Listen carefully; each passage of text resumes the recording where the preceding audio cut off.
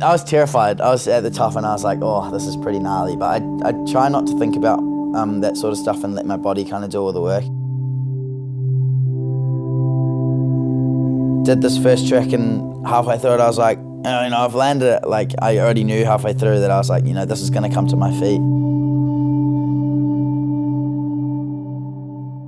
And then I went into the next trick, which was a switch right 9, and that went well because that was kind of like my cruisy trick in the run.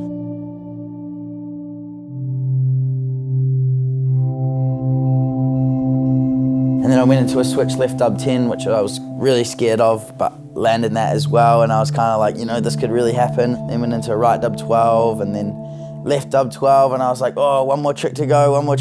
Like, this could really happen. I landed that last trick and I just couldn't believe that I just landed that run. It went so fast, like just went like that. And I just landed my dream run. All this hard work that I'd put in for 4 years had finally just led up to this one moment. I'm Porteous, I'm 16 years old and I live in Wanaka, New Zealand, and this year in February I got a bronze medal at the Winter Olympics.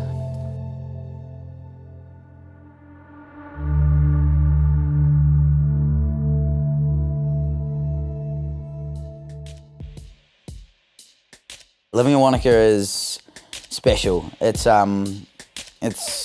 skiing's 20 minutes away. You can go skateboarding down at the skate park. It's also kind of a really small town, so it has that everyone knows everyone kind of feel. I've always said that age isn't really a factor for me. Age is kind of a number, and then if you work hard and keep your head down and really try your hardest, that number kind of goes away, and you just become a normal person. Like, I don't think age puts a cap on ability. I think free skiing for me, I used to race. I raced for about 5 years, and free skiing always appealed to me, just in the fact that they could do whatever they want. They kind of had no rules, and that in free skiing you can do whatever you like and nobody's going to tell you that that's wrong. So where in racing there's like a technique, and that's the technique on how you do it. Whereas free skiing, it's like, go and figure it out for yourself. And so I really enjoyed that freedom aspect of freestyle skiing.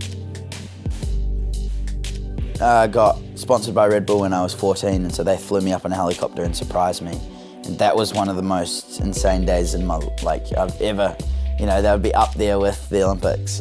Knowing that, growing up with the dream of being sponsored by Red Bull and wearing that blue, red and silver helmet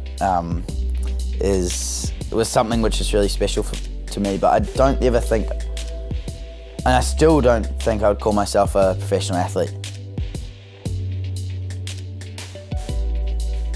I sustained an injury in December in Copper in Colorado, and that kind of threw me back a little bit, and I had to do about 8 or 9 weeks of rehab, which only left me a week before the Olympics. So I had about a week of skiing before I had to head away and do the best run of my life. But yeah, we got through it, and I guess a big thing for me was that after having that injury, and how I stayed positive was knowing that I was only going to be going up from there, and that I wasn't going to be able, I was just going to constantly be progressing and getting stronger and feeling better up until the Olympics, and so that gave me a lot of confidence. There was actually one point where if I had been set back by a couple days, I wouldn't have been able to go, and so it was really, really tight and really precise timing. Someone the other day said that you're in first place for a little while, and I was like, oh, wait, what? I never really remember that part. I think I was just so surprised and so happy that I'd landed my run that I didn't really mind it didn't really matter what place I was in, because I was so happy with how I had skied. And that's a big part of skiing, is that you can't control how other people are going to ski. You can't control how the judges are going to score it. You can only control yourself. So I was just really happy with how I had skied personally.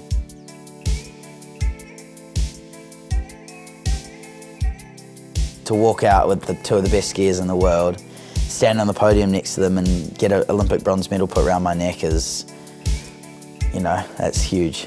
I won't forget it.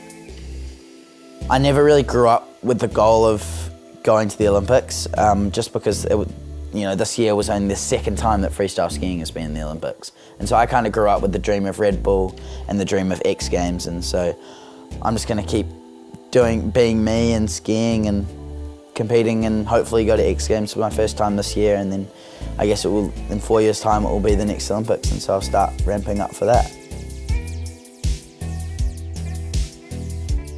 On the occasion, I get asked to take a photo in the street, or asked my Snapchat, or follow me on Instagram, but I'm kind of just the normal kid who lives in Wanaka.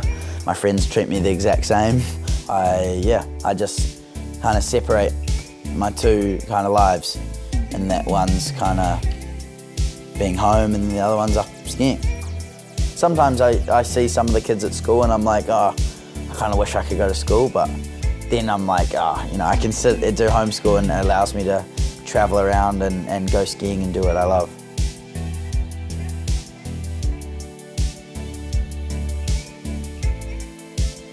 I am a normal 16-year-old. I just ski and do school differently. Everything else about me is completely normal.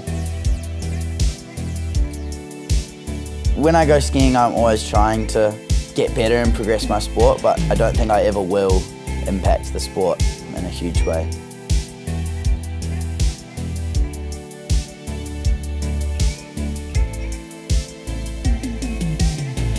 I don't know why people call me a hero.